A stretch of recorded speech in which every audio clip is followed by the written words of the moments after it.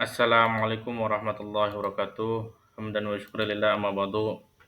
Langsung saja pada kesempatan kali ini kita akan belajar bersama mengenai asas persamaan di depan hukum.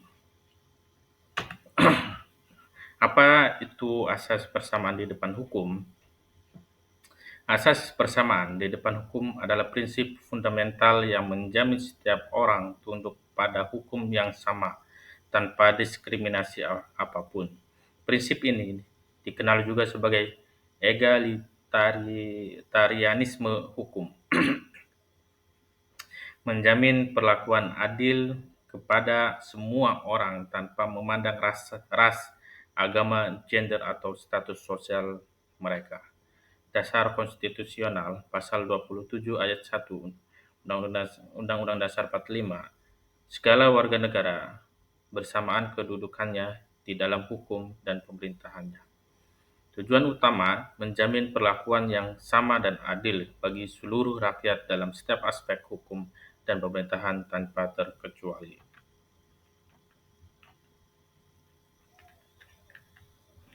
Landasan internasional dan nasional.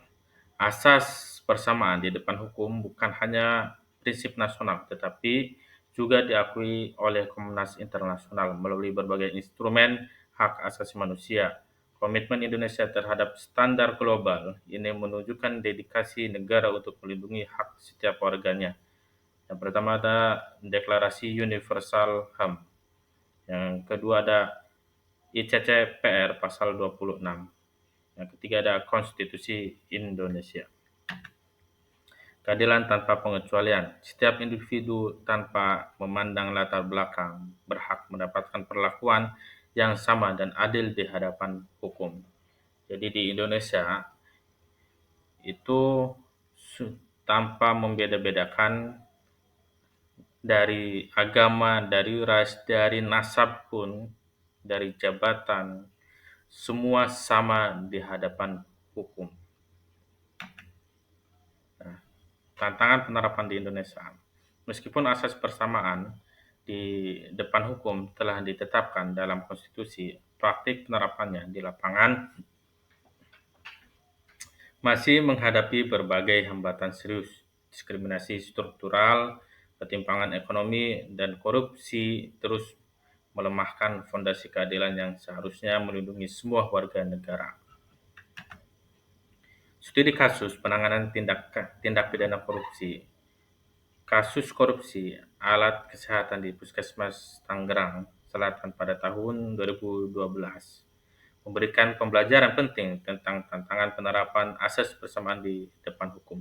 Kasus ini melibatkan aparatur sipil negara dan penguasa swasta yang terkait dalam skema pengadaan barang. Ada kronologi kasus dan pembelajaran penting.